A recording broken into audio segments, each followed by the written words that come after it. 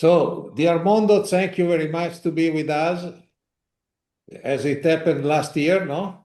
Yeah, thank you for having me. Thank you for this award. It's Was awesome. was the first time, and I'm very glad that you confirmed this year that was not so easy, no? It was not so easy because now you are the number one in the world for the second time in a row. Yeah. In athletics, in the past, to be on the top was only Usain Bolt. So you are the new sprinter in some way because you begin your career as even a sprinter a little bit, no? You have tried something completely new. But I want to ask you for the beginning, no?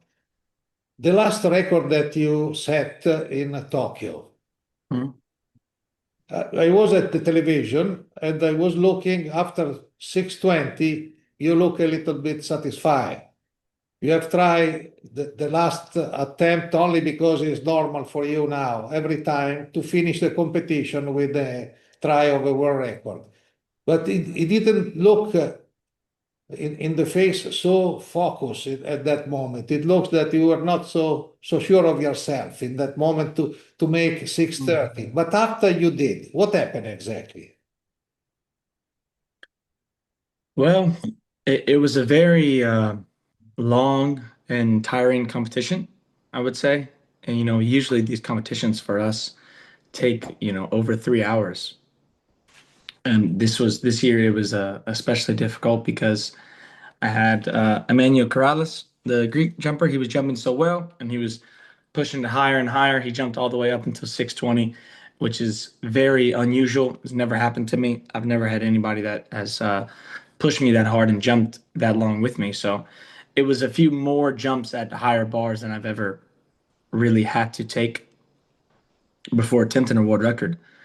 And so I think it was just a really, I had to dig deep and I had to really find this extra type of gear inside of myself because yeah, I was getting a little bit tired towards the end, but um, I just feel like, and I've done this a few times. Um, I think I had a little bit of a similar situation that probably helped me a lot in Tokyo with Stockholm, where I really didn't feel like it was the most perfect day for me physically or the way I felt just in my body and all that, and I just tried to I try to really, really, really, really um, kind of lock my feet in and just get the best jump out of myself that I can, whether it's through just this crazy hardcore visualization or just focusing on something small to make everything as fluid as I possibly can. So yeah, I mean that's just no, I get what you're saying. I get what you're saying, but I think on the last attempt I really dug deep and got everything that I could out of myself. Okay.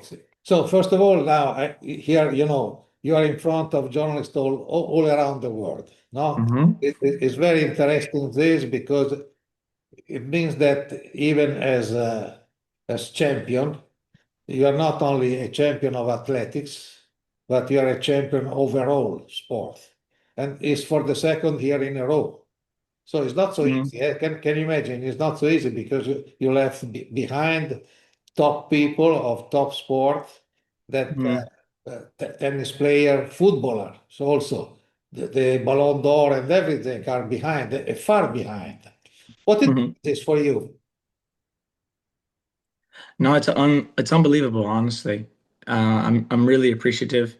So thanks everybody and everybody that's on this call for voting for me, showing me love and support. I Yeah, I just really appreciative.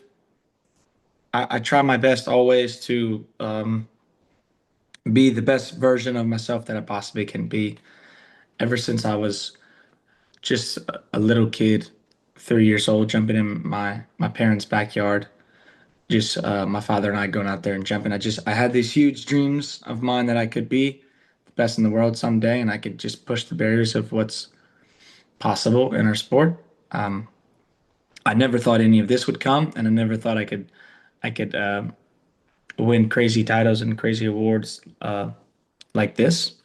But I'm very appreciative of it, And yeah, really just thankful, honestly.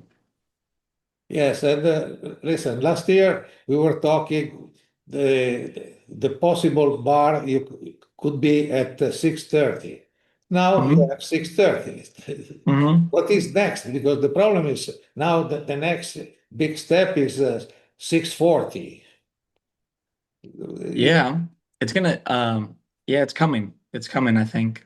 The the natural progression of things, it probably take a few steps to get to 640, but I think that I'm definitely on my way.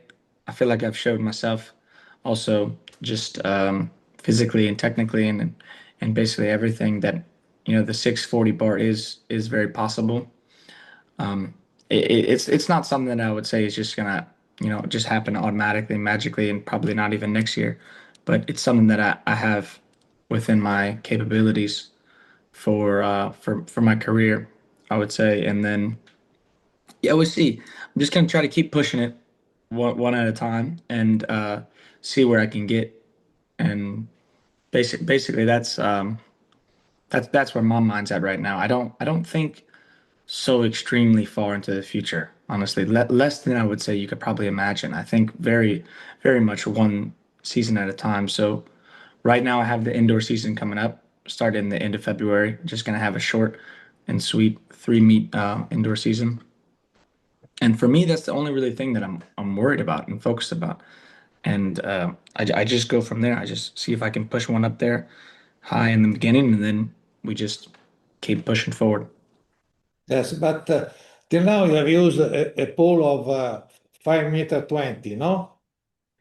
Hmm. Do you think that to go Yep. to 640, you have to use a pole of 525 or something and to have a higher grip, or is sufficient the pole that you have now?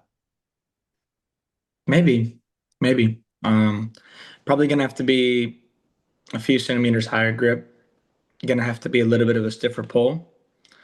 But that's gonna require a few things from my side, I think. From my side, that such as more speed, more efficient energy transfer from the takeoff run to the takeoff, and just I guess little things like that. So just need to get a little bit better in that kind of way, or just get and just really at the end of the day, just physically is the most important thing. Is just trying to put as much energy as I possibly can into the poles and into the takeoff. So that's going to allow me to grip a little bit higher or to use a little bit stiffer poles, and in turn, those will throw me up in the air higher.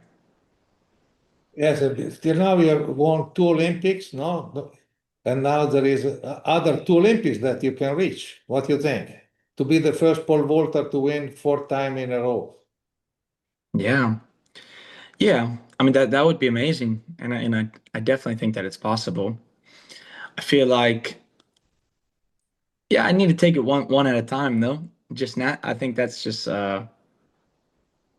yeah, I think that's natural, and I think that's a better way to approach things. Of course, I would love to win four Olympics, five Olympics. I'd love to win as many as I possibly can, as long as I'm still jumping at a very high level and I still enjoy it. But now I guess the one that's more in front of us is of course LA, and so that one, of course, that I definitely feel like I should I should be well prepared for and ready to make sure I do it. But I have confidence that a lot of athletes are able to jump and compete or do their sport, whatever it may be, uh, up until an older age now. And I think that's just because everybody has a little bit of a um, better understanding of their body and how to maintain it and how to have some better longevity in their careers. So I think that I can definitely do two more Olympics. That feels very reasonable. And beyond that, who knows? Listen, if you would choose the best athlete of 2025, not yourself, who would you choose? Yeah. Um, that's a good question. Maybe yeah, I don't know. Maybe maybe Akares, maybe. Yeah. Maybe I pick him. Yeah. Honestly, either even him or Sinner. I was watching a little bit of tennis this year. I haven't watched that much tennis historically, but this year I just was watching it more. So I really enjoyed just them two, watching them two just battle it out all day, every day. That was one of my favorite things of the year too. So I wouldn't even know who was voted higher out of them two, if I may ask. I don't even know. Was it Sinner? The second was Alcaraz. It was Alcaraz, and then where was Sinner? And third, Dembele, the football player, Yeah, yeah, the yeah. corner. Dembele, yeah, of course. Yeah, yeah. I mean, Ballon d'Or is pretty huge too, so he could have. Yeah, he definitely had an amazing year himself too. Um, but yeah, I think Alcaraz. Honestly, I think that's who would have my vote. So because he's an awesome guy and amazing tennis player. I love watching him go up. Of course, now if you allow me now, I give the floor to the colleague that has raised their hand to make you a question. Okay? Okay. So we begin with a lady, Belisa from Portugal. Go ahead, Belisa. Hi, thank you very much for taking my question. Happy New Year for everybody. I have two questions, and the first one is, what is your definition of perfect jump in pool, and how close do you feel to have come to that ideal? And the second one is your sportsman's constant evolution. Are there any technical or equipment aspect that your team is exploring to unlock those new Ignis? Thank you.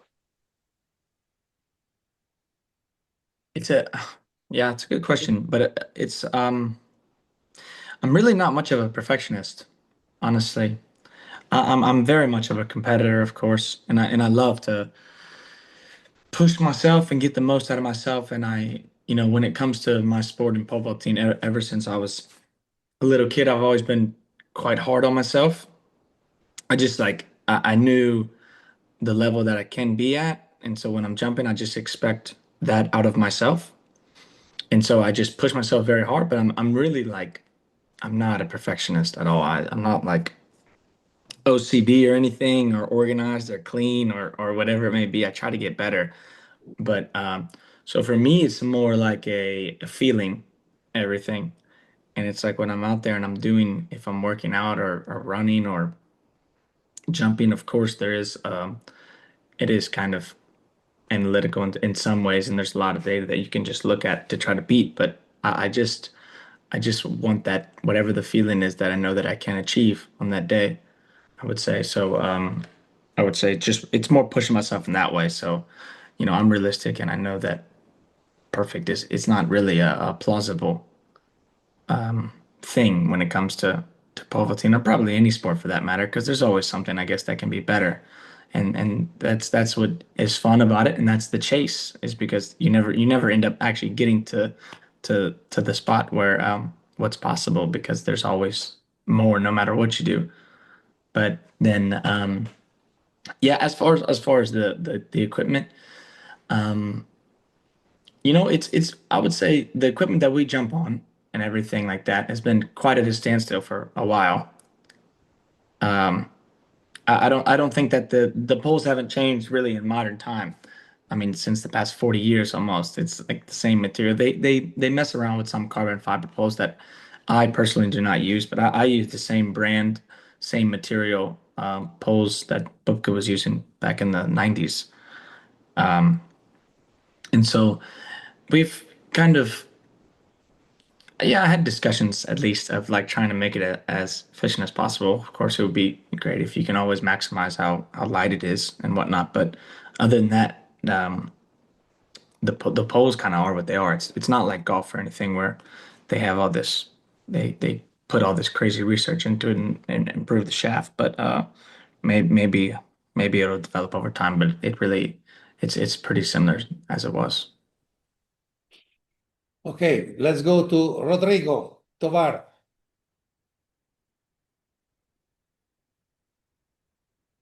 You must open the microphone. Okay. Yeah, there I go. Thank you very much. Mondo, nice to meet you. This is Rodrigo Tovar from Fox Sports Mexico. In a country like mine, like Mexico, pole vault is not very popular, but you are like a role model now for the new generation of athletes. Tell me your opinion about that, about being a role model in Latin America. And also, I'd like to know when it seems like you have won everything or you have a lot of achievements in your career, what is next talking about sports, but also what is next talking about your life? Where's your limit? Where's your sky? Where's your top? Thank you.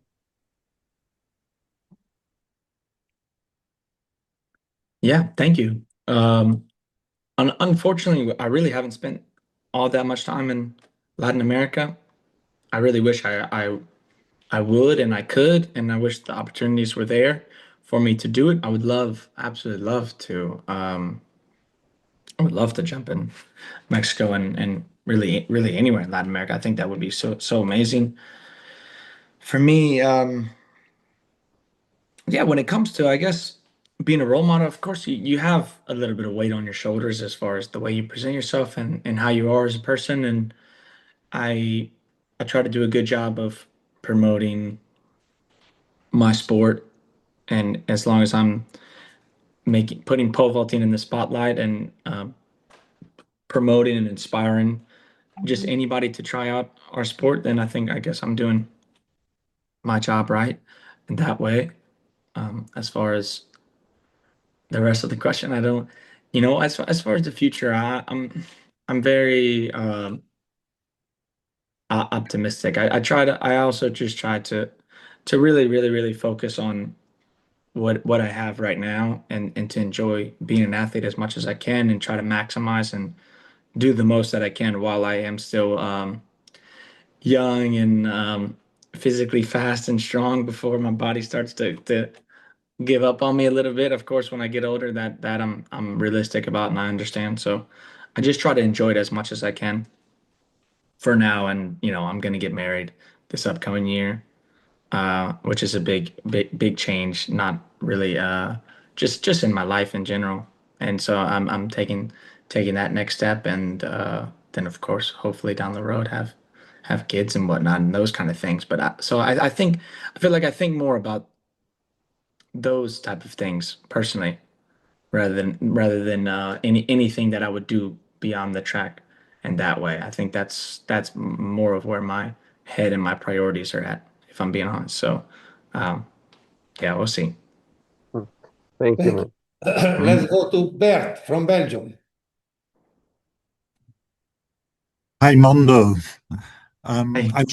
I wanted to know a bit about the conflict of interest between the sponsors you have, like Puma and Adidas for the Swedish Federation, because in Belgium it was really a big issue with our Olympic champion Nafitiam, who refused to sign the conduct code with the sponsors. And yeah, it was really a big issue. How do you deal with that in your case, because you are also very famous? Yeah, I'm not super aware of exactly Nafi's situation or what the dispute or discussion was about. As far as our case, I think I'm in the same position that mostly all of the athletes are, especially track and field athletes, is that your national federation has their own kits and they have their own sponsorships. And when we go to the championship competitions, we're required to wear those kits and uniforms. That is our country's uniforms. So it's never anything really that's been too much of a problem as far as from our side or from my side of things, I would say. I don't really know exactly their situation so much, but from my side and whatnot, it Yeah. just it's one of these things. Yeah, it is what it is, I guess. In her case, she thought it was too restrictive to force the code. No. This is sorry, but this is a more personal thing, eh? Yeah, whatever. No, I mean, I just don't. Yeah, the yeah, I don't really know the situation all that much, honestly. I know they had a dispute, but that's really it. Honestly, I never really had so much of a problem myself. Okay, next is Thibault. Thibault from France. Yes. Hi, Mondo. Thank you. Hey, Uh, man. I wanted to ask you about your lifestyle. How do you keep your lifestyle balanced? And what would you like to improve? And for example, what do you do during the interseason? Thank you. Um, yeah, it's a difficult thing, and I think it's something that you never really can fully get perfect. Almost is finding that right balance in life. I think the main thing that I guess that I'm trying to do personally right now is just to be a little bit more organized and I guess plan out things in advance a little bit better, which I guess is very difficult for me because a lot of the times as an athlete and it's pretty easy to fall into being very selfish about what your needs are and what you have to do in your own schedule and whatnot, which of course my my partner and everybody is understanding of that. But you still want to be I still want to be a good brother and good sibling to my family, and I want to be a good son, and I want to have good relationships with all my friends and whatnot as well too. So that's I prioritize and I try to make sure I keep those relationships and everybody intact too, because I think that really helps me on the track. So that's where pretty much all of my time goes. If I when I have free time, it's just hanging out with my family and my closest friends, because a lot of the times during the year I just travel a lot and do a lot of competitions. So I miss them for a lot of the year. Okay, now we have three young reporters in the row. First, Rodrigo, again from Mexico. Rodrigo. Yeah, thank you so much, Jenny. Mondo, it's an honor to talk with you and a happy new year for your career. You were saying on the beginning all the difficult that you have to pass to get this study mark, and I want to ask you in the mind health topic, how do you handle all the pressure of that things? You in Paris make a great moment to break the world record, and now in Tokyo last year you say you experiment a similar situation.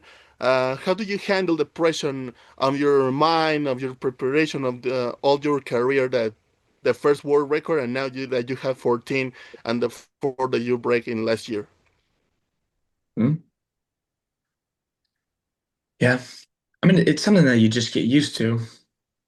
And I think that the better I become and the better preparation I have going into these big competitions, the less I feel the pressure and the less I feel the nerves and whatnot. I used to get super nervous and super anxious and put a lot of pressure on myself when it was before the my first world championships that I ever competed at. And of course I still feel very excited and I still feel a little butterflies and nerves even now going into these big competitions, but it's nowhere near the way it used to be. And I think that that's just a result of me having a lot more confidence now. So it's just a confidence thing and having a good mindset of controlling everything that I can control and letting the uncontrollable things just be what they be and adjusting always to the situations and not being too set on whatever preconceived plan I have going in before the competition. So um, for me, I think that's really just the way that I look at that. And then what was the next part of the question? Sorry. we can go next after we come back on the matter because it is a usual problem. So Wojciech from Poland. Wojciech. Hello, Mondo. Happy New Year. Hey. I wanted to ask you about the other Mondo because usually you beat your records on the big stadiums, and most of them are now using the Mondo track, and for you it's the matter of the takeoff. So I would like to ask you, do you know other surfaces, and do you feel the differences between them? For example, between trainings and the competition, or and do you have also you've trained for the big race with Warholm, and did you also felt or did you learn something about the differences between different surfaces? Yeah.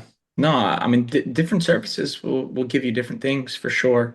But I mean, even if it's Mondo or it's Comica or it's any of the other surface brands, it makes a big difference of when and how long it's been there, the surface, as far as a Mondo that's freshly surfaced compared to one that's been laying there for 6 years. They're very different in feeling. They're very different in stiffness and the kind of response feeling that you get on the runway. Same with any of the other brands. So a lot of it is just kind of the feeling of it and feeling how hard it is or feeling how soft it is and feeling the way that your feet and like spikes respond to it, basically. And so it's something that you have to take into consideration, and it's something that you have to find almost a new feeling every time you're out there on the track because your body's a little bit different, but then also the surfaces can be a little bit different and basically in hardness. So it's something that I definitely take into consideration and something that you have to adjust to basically in real time. Thank you. Now you go to Sergio from Trinidad Tobago. Go ahead. Yes, thanks a lot. Mondo, congratulations. I have two questions for you. Firstly, well, of course, you defeated Caston Vahum. Do you intend to give him a rematch? What about Oblique Civil or any other sprinter? Do you intend to give them any competition in the 100 meters? And the second question would be, do you think pole vaulters are born or created? Yeah, I don't really have any plans as far as to run again, sprint that much, but I really did enjoy it. I love sprinting. I love doing sprint training. I love running and I love racing. I think that was one of my favorite things as a child is that feeling and that kind of bundle of energy that you have right before the gun goes off or somebody says go. It's one of my favorite feelings in the whole world, honest. There's nothing that compares to it, nothing that's better. So I would love to do another race, honestly, whether it's against Carson or whether it's against anybody. Maybe I'll try to find some type of good match to make it exciting. So we'll see. But I have no plans of it as far as now. I think that kind of like any sports and any athlete, there's probably some combination of gifts that you're born with, as far as ones that have to be developed and skill sets that have to be created over time. You have to. It's very important of developing that, but then also the environment that you grow up in also plays a huge part. I think that of course you have to have a certain level of physicality and that matches up what you're doing just by you're born, and you have to be, I guess, you have to be gifted and blessed in that way to a certain extent. But a lot of it is the environment that you grow up in, I would imagine. And I would say so, from especially speaking from my own experience. I grew up in basically just an environment where it was very easily accessible to me. And that's not just the that doesn't necessarily mean that everybody in my situation would be jumping in the way and capacity that I do. I mean, my brothers weren't really the same. They didn't enjoy it and have the passion for it as much as I did. But I just really fell in love with it, and the stars aligned, I guess, in my way, and I just really was determined and focused and really driven to be the best that I could be and be the best that there is. So I think it's a combination of probably everything, honestly. But I think mentality and having belief is one of, if not the most important thing. So next is Olaf. Please, everybody, only one question each, okay? Olaf, go ahead. Brockman. It works, huh? Yes, you are online. Okay. Hi, Mondo. All the best And- for the new year. Happy New Year as well. Yeah. I have one question for the overall season coming up now with the indoors and outdoors. So we have Torun. You have great memories, Torun, as you said, they are your first world record. Then we have the Europeans. You said the first time 6 meters in Berlin at the Europeans, and then coming up Budapest, you set a world record as well. So if you can comment these 3 topics for next year, please. Yeah, I'm really excited going into next year. It's a really great schedule of meets, I would say, for me. It's places that I'm proven to be able to jump at a very high level and jump really high. So I'm excited for the World Indoors in Torun to be back to the place where I broke my first world record. Budapest, of course, is an amazing stadium that I've already proven that I can break a world record there.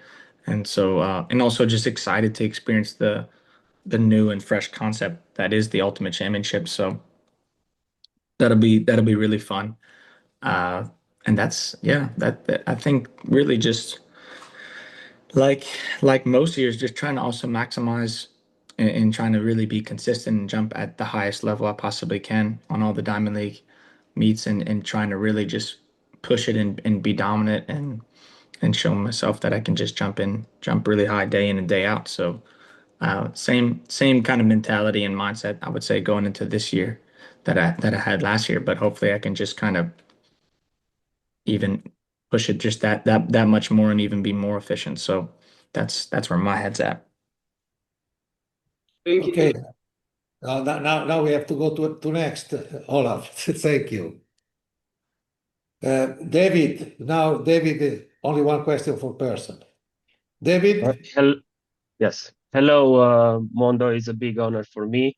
I was watching before this Q&A your videos from when you were a kid, beating records, and I was thinking that pole vaulting in itself is a repetitive act. So how do you find the motivation, the passion to do it again and again, and not to get bored? How do you fight with boredom?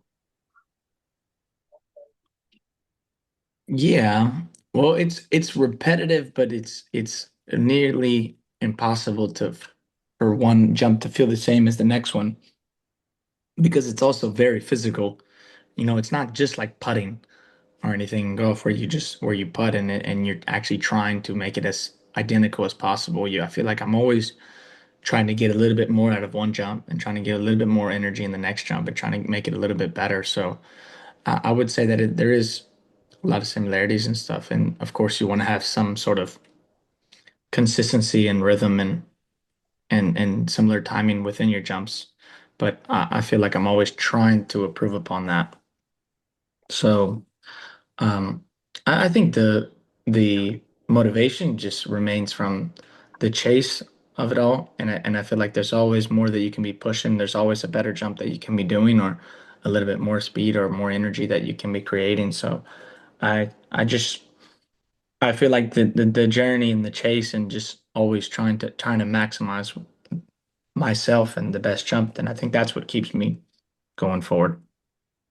Okay, let's go to Renayo from Nigeria. Hi, Mondo. Yes, I'm a Renayo Duchess from Nigeria, and I must say that I've watched you for a very long time, and I've wanted to ask you this very specific question.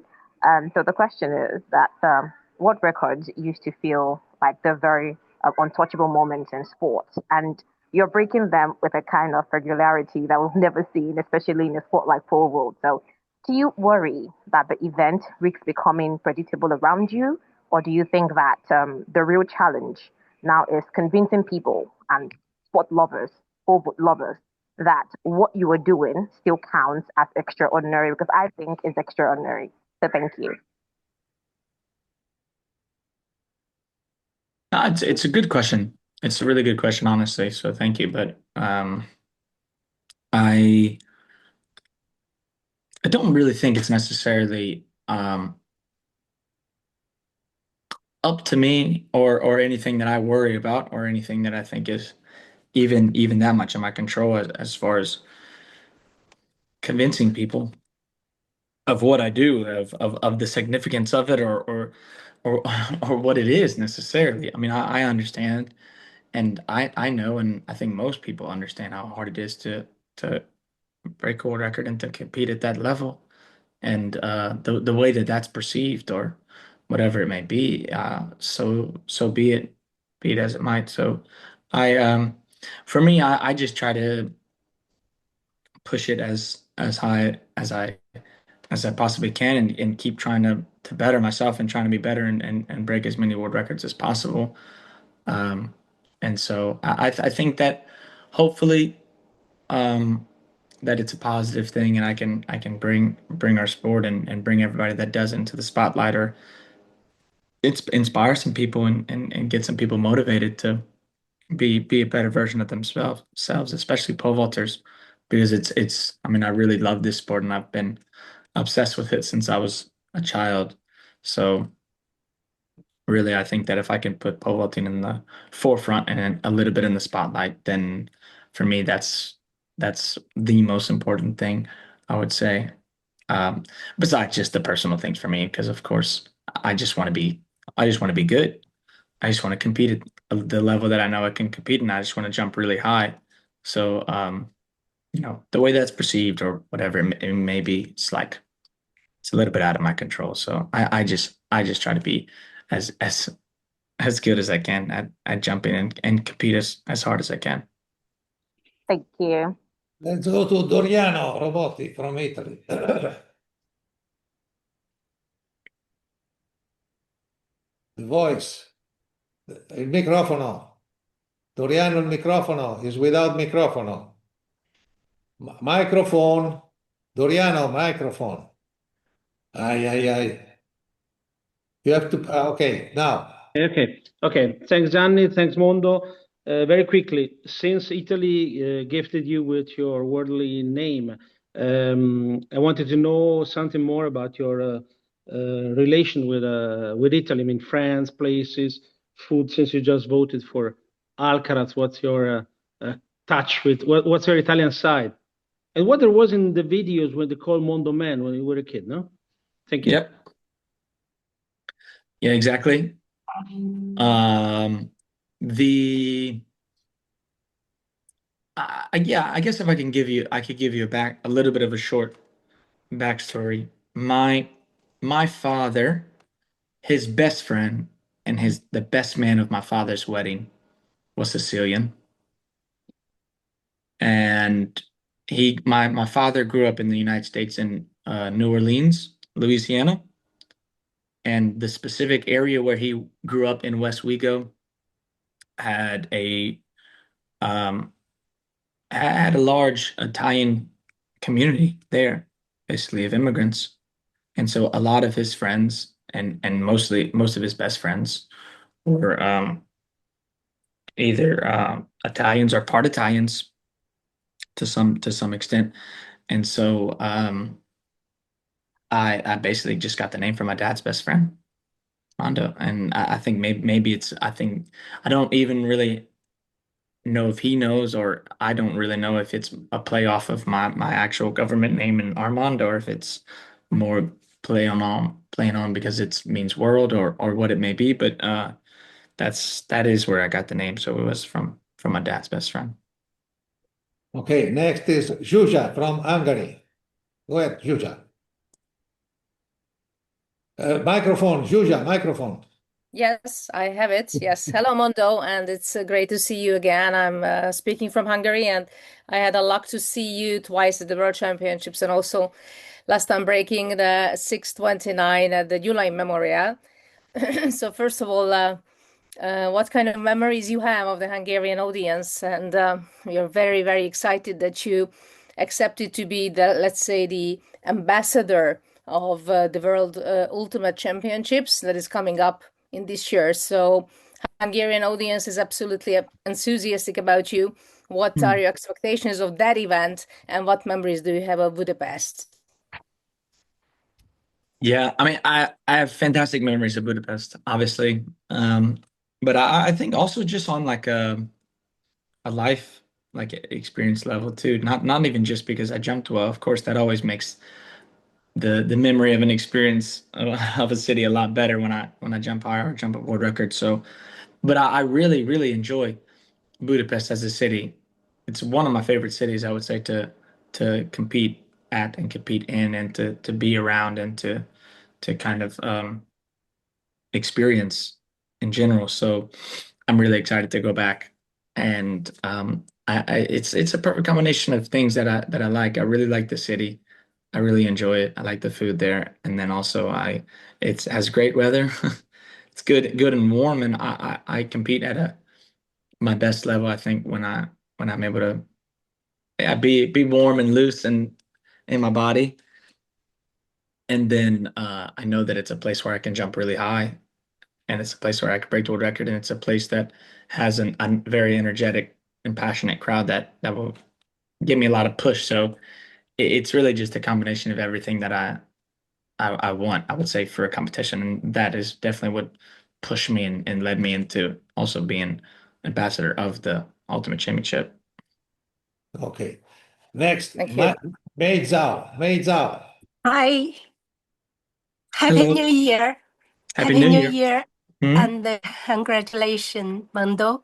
And as such successful role model, would you please share some of your excellent experience and unique advice to the young generation in one short paragraph, and tell us your dream in one sentence?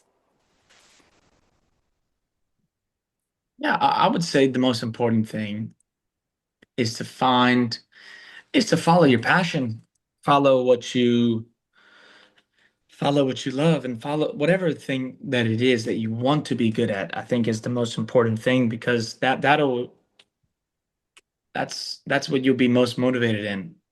And I think that, we have these gut feelings of things, and we have this intuition for a reason. And I think that just listen to yourself and listen to your heart on what it is and where it's pushing you in whatever direction it is, because I think that's what's going to give you the most motivation also. But then also it's the best way to do anything is with passion and love, and even maybe even obsession in a way. So I think follow that kind of burning fire in you, whatever it may be. Because you can't force it, really. There's no such thing as that. But there's going to be hard days, and there's going to be days where you don't necessarily want to do what you're doing. But as long as you really have that passion and fire for it, and you have that real burning desire to be good at it, then you'll end up pretty good at something, no matter what. Your life dream in one sentence? Your dream? Yeah, be a great father. I would say that would be what, like, being that would be the dream, and what success would mean to me. So next, Erin from Nigeria, I guess, or not? Hello? Ezine Oti. Yes, it's Ezine Oti from Nigeria. Okay. Hi, Amando. I'm so happy to have this time to ask you this question. You broke your record 14 times. Yes. And with increase now in the prize money for competitions and also breaking a record. Is it the zeal to now let's just make this money, or there's still that extra hunger to break the record and to just keep winning every competition you participate in? No, I have no, the motivation stays like pretty similar, and you don't think about anything else when you're on the track rather than just trying to be the best that you can be and compete hard. And I think there's always a lot of and it's just pride, and you're just competing for yourself and whatnot. And of course there is some level of importance, just like financially on being able to have a good set of income that comes in just in life in general, just to be able to do all the things that you want to be able to do. But I wouldn't say it's totally necessary. It's for sure something that you think about, and you try to maximize it as best as you can while not letting it take over your life and be overbearing. So I try to find a little bit of a balance of both, but it's not it's even if it's something that's talked about or something that you try to make the most of, the financial side of things, it doesn't really make that much of a difference, especially when you're actually doing it and you're on the track and it's go time. That's just competition. That's just, that fierce competition, man versus man. It's just like that's really the only thing that matters.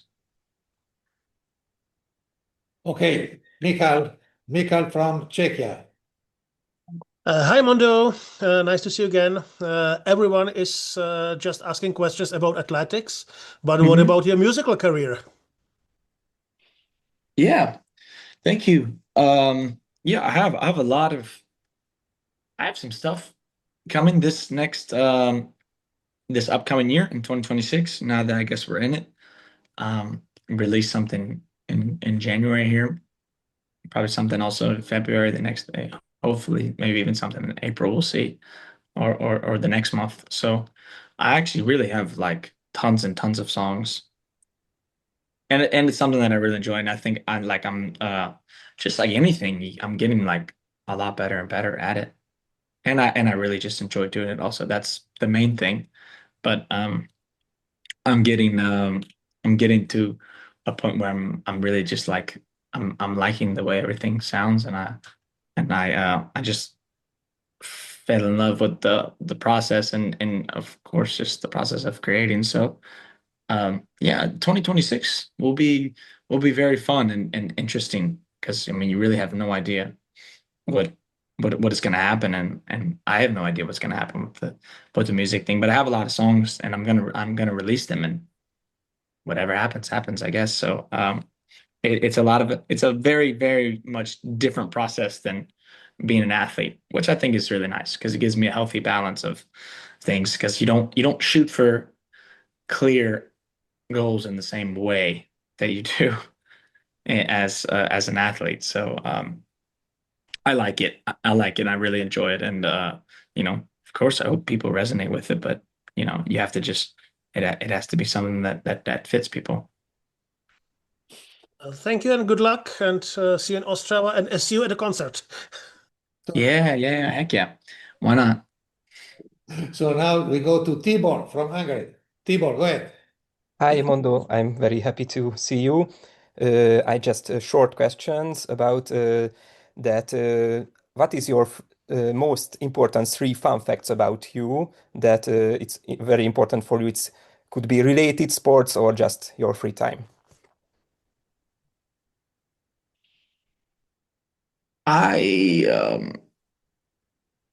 That's a good question. Yeah, I would say that the most important things, I would say in my life are probably just my friends and family, my fiance, and then probably the only other thing that I do outside of the track right now is the music thing. And so I really, I mean, all of those things I think give me such a really great balance.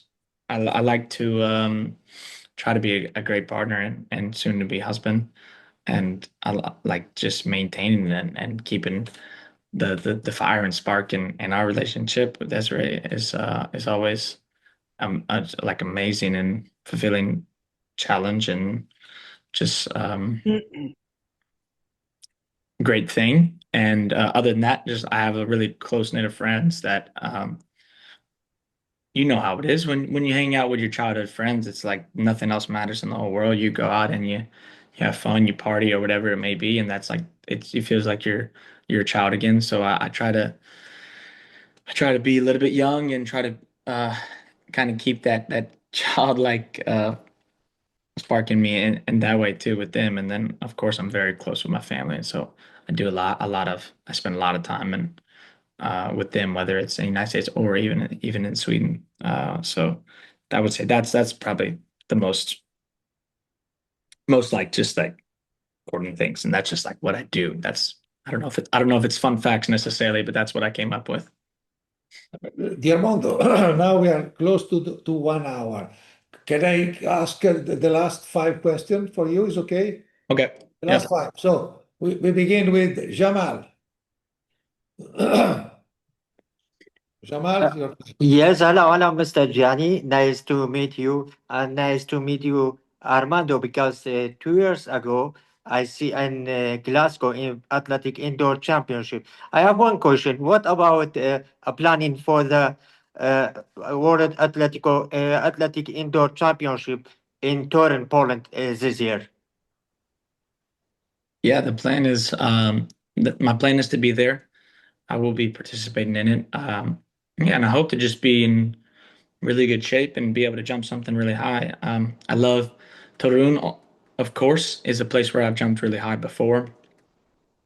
I broke my first world record there of 617. So I have a lot of great memories from that stadium and from that city. So I'm really excited to be coming back.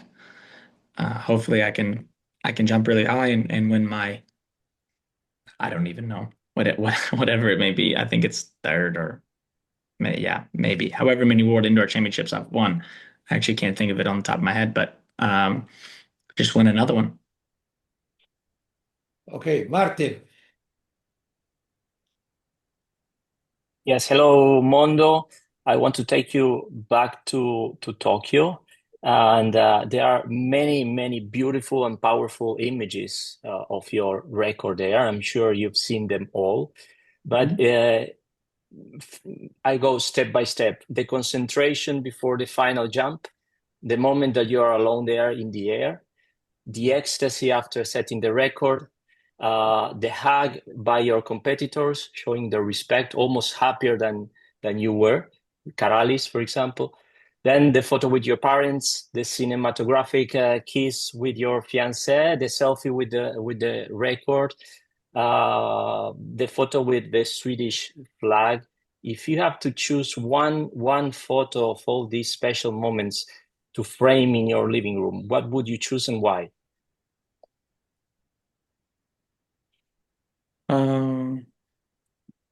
Probably, yeah, I would say the photo of me and my fiance, probably me and my family, me and my father, me and my mother, embracing. That would probably, or I mean, I would say that the picture with the guys, Karalis and Curtis and Sam would probably be a close second to those two, because I think that at the end of the day, people are the most important, and the people that you surround yourself with, and the people that you love, and that you develop and build relationships with. That's what life is mostly about, I would say. And so I wouldn't be in the situation that I am in without my father and my mother, or even my fiance. And so I think that, those moments and snapshots of us together celebrating those big wins and big jumps like that, it's very much a sentiment to everything that we've accomplished and how far we've been able to come, just by being together and pushing each other to be the best version of ourselves. So, but all of them are amazing memories, honestly. Thank you. We go to David. David, Bauerter. Hi, Mondo. I'm David from Austria. I wanted to ask you one thing. I read that you didn't have a jump which felt perfect to you, which from the out seems quite hard to believe. Is this really true? And what would feel perfect to you then? Yeah, I think it's very true. I think that I've had a lot of fantastic jumps over the years, which I'm very thankful for, and jumps that I would want to replicate, honestly, in to some type of manner or to some degree. But I just think that it's not really like a plausible thing to chase after perfection, and I just try to. It's always really I guess the chase is maybe if I rephrase that, the chase really is the thing, and it's never really something that's totally achievable. Is that chase to a perfect jump? So I don't think it's really possible for it, and I think there's always something I feel in the jump that I feel like could have been a little bit improved upon, or there's something that didn't feel totally right, but you adjust to it, and nothing's ever going to be totally perfect. You just have to adjust to whatever the jump gives you, and some jumps are better than others, but I don't think perfection is really it's not really a plausible thing.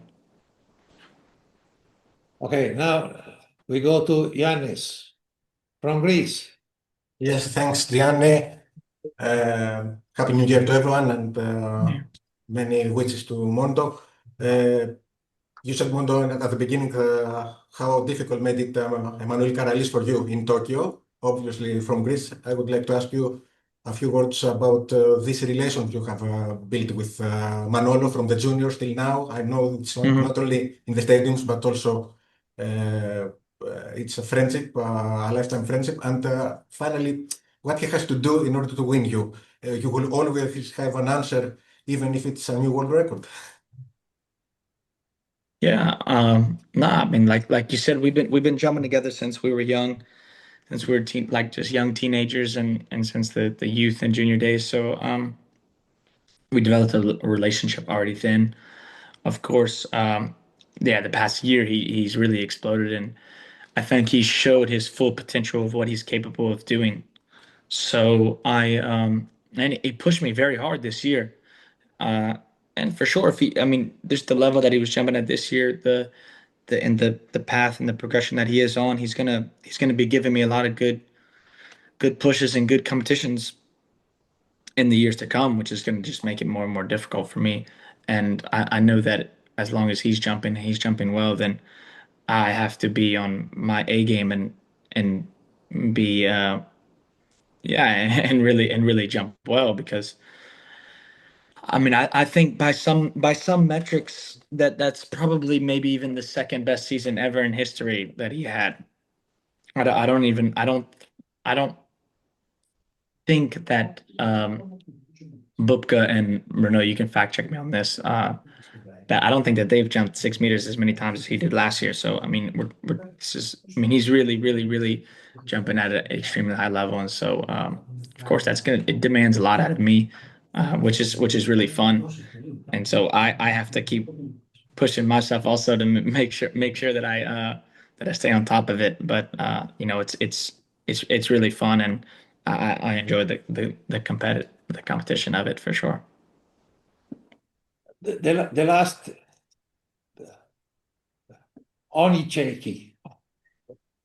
Onyinyechi Obaro. From Nigeria, from where? Yes, from Nigeria. Okay, Yeah. go ahead. You are the last. Because after 1 hour, we agree with Mondo that our marathon will finish. Okay, hello, Mondo. It's great to talk to you at this time. Happy New Year to you. I know there are a lot of talents coming up from Africa, especially Nigeria, Botswana with Lesile. I would like to ask, do you see it a responsibility on your end as a world record holder to invest in developing nations, especially in Africa?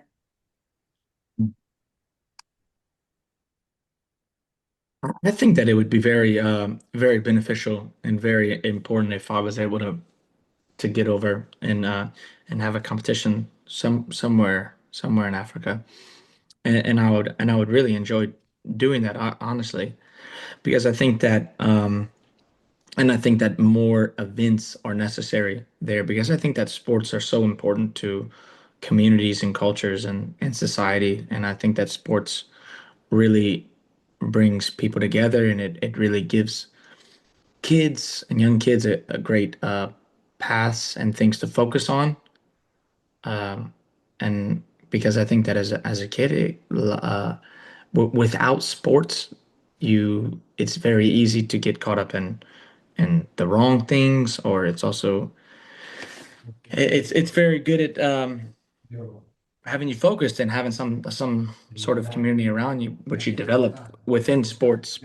And so I think it would be super beneficial, and I would actually love to compete in Africa, whether it's Botswana, where the city is, or Nigeria, or anywhere really, because I have so little experience. So I think that would be amazing, and I think that maybe like a World Championships or something, or some really big competitions too. That would be a very great way of promoting the nation too. Okay, Mondo, I think that you were so kind to be with us this morning for you, this afternoon for us, or for night for somebody. And I want to finish with a question that I received today from Andre Rocha from Colombia, that is asking, do you think you are competing more against yourself than against the other rivals? No, I mean, it's, here's the thing. Of course I'm competing against myself, but I'm not saying it in the sense of that I'd have no competition, because I have a lot of great competitors. But I think that is just the nature of the sport that I'm doing. I think even when I was younger, let's take 2017, 2018, 2019, for example, where I wasn't winning every competition. I was probably not winning most of them. It's still a competition against yourself, and it is a little bit of a different dynamic, the sport, because the real competition is just you against your bar, you against the bar, and you against the height, and you against whatever you're trying to achieve. It's a little bit like golf. You're playing against the course, and you're playing and you're doing that, and then you only just in competition with each other on a piece of paper. So it's a little bit different than a lot of most sports like that, and that's the nature of an individual sport, is that the competition is within yourself. So I would say yes, the competition is against myself, but it's not just because that I'm at the top right now. It's because that's just how it is. Okay. I thank you very much, and I hope to see you next year in the same competition. Absolutely. Thanks. Thank you, guys. Yeah, thanks everybody for the questions, and thanks everybody for being on, and thanks for this award. It really means a lot. This is amazing. We thank you because you are very kind and you are helping us a lot. Thank you very much. From the deep of our heart. Ciao.